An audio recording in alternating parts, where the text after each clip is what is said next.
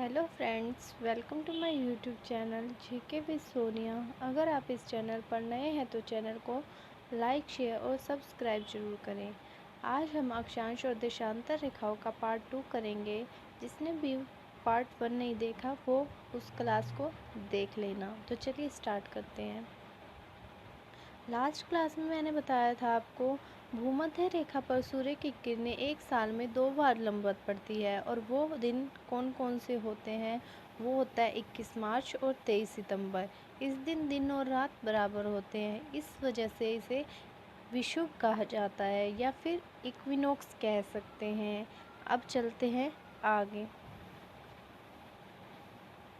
2 बार सूर्य की किरणें लंबवत पड़ने के कारण भूमध्य रेखा पर ज़्यादा तापमान होता है। ज़्यादा तापमान होगा तो वाष्पीकरण ज़्यादा होगा और वाष्पीकरण ज़्यादा होगा तो कंडेंसेशन भी ज़्यादा होगा, यानी कि संघनन ज़्यादा होगा, और संघनन ज़्यादा होगा तो वर्षा भी ज़्यादा होगी। और जहाँ वर्षा ज़्यादा होती है वहाँ जैव विविधता, बायोडाइवर्सिटी सबसे ज़्यादा पाई जाती है। तो जैव विविधता सबसे ज़्यादा भूमध्य रेखा पर पाई जाती है। अब आपको बताना है कमेंट सेक्शन में सबसे ज़्यादा जैव विविधता कौन से देश में पाई जाती है। चलते हैं आगे। भूमध्य रेखा जो है 13 देशों से, 3 महाद्वीप से और 3 बड़ी जल राशियों से होकर गुजरती है। वो कौन कौन से हैं देख लेते हैं हम। तो जल राशियाँ कौन सी हैं? वो है प्रशांत महासागर, अटलांटिक महासागर और हिंद महासागर। और महाद्वीप कौन कौन से हैं? दक्षिण अमेरिका महाद्वीप, अफ्रीका महाद्वीप और एशिया महाद्वीप। देश कौन कौन से हैं? तो देश है इक्वाडोर हो गया, कोलंबिया, ब्राज़ील, साओ टोम एवं Prinsep, Gabon, Republic of Congo, democratic Republic of Congo, Uganda, Kenya, Somalia, Maldives, Indonesia और किरिबाती। ये 13 देश हैं जहाँ से भूमध्य रेखा होकर गुजरती है। अब आगे चलते हैं। अब हम कर्क रेखा को डिटेल में पढ़ते हैं। तो 23.5 डिग्री उत्तरी अक्षांश रेखा को हम कर्क रेखा कहते हैं और 23.5 डिग्री दक्षिणी अक्षांश रेखा को हम क्या कहेंगे? मकर रेखा कहेंगे।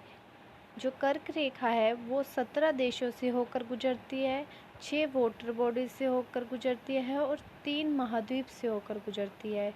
वो महाद्वीप कौन कौन से हैं? तो उत्तरी अमेरिका महाद्वीप, अफ्रीका महाद्वीप और एशिया महाद्वीप। ऐसा महाद्वीप जिसमें से कर्क रेखा, भूमध्य रेखा और मकर रेखा तीनों ही होकर गुजरती हैं, वो महाद्वीप है अफ्रीका महाद्वीप। और जिनमें से ये तीनों रेखाएं होकर नहीं गुजरती, ऐसा महाद्वीप यूरोप महाद्वीप है। अब हम आगे चलते हैं। सूर्य वर्ष में एक बार लंबवत होता है कर्क रेखा पर, वो होता है 21 जून को। इस दिन को ग्रीष्म आयनांत यानी कि समर सोलेस्टिक कहते हैं। इस दिन उत्तरी गोलार्ध का सबसे बड़ा दिन होता है और वहीं दक्षिण गोलार्ध की सबसे छोटी रात होती है। कर्क रेखा की लंबाई 36,788 किलोमीटर है। अब हम आगे चलते हैं। अब हम देखते हैं कर्क रेखा कौन कौन से स्थान से होकर गुजरती है। तो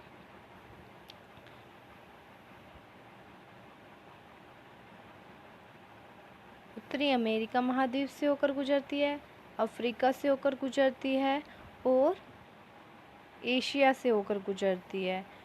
अब कौन कौन से जगह से होकर गुजरती है, कौन कौन से देश से होकर गुजरती है वो देखते हैं।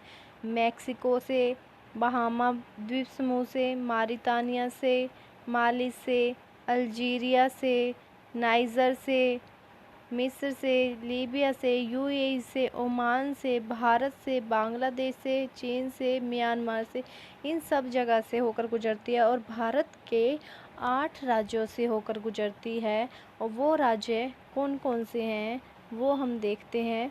वो है गुजरात, राजस्थान, मध्य प्रदेश, छत्तीसगढ़,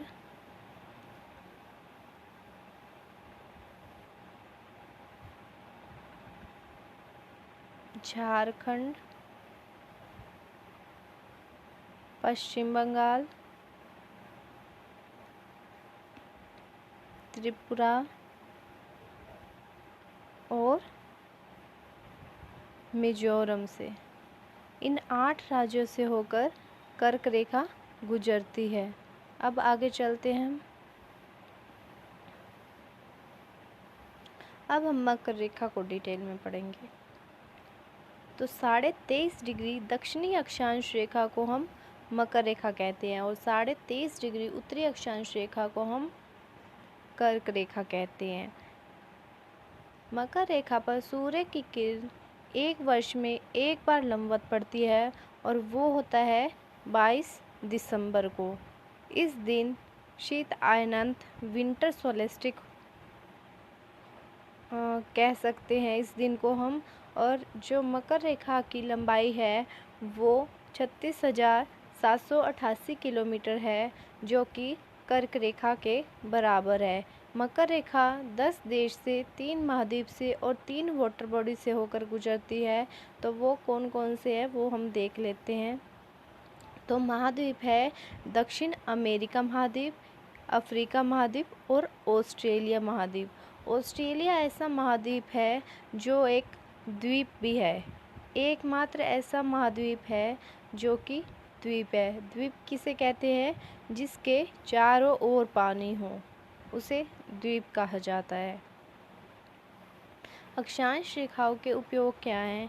अक्षांश रेखाएं जो हैं जलवायु परिवर्तन को बताती हैं।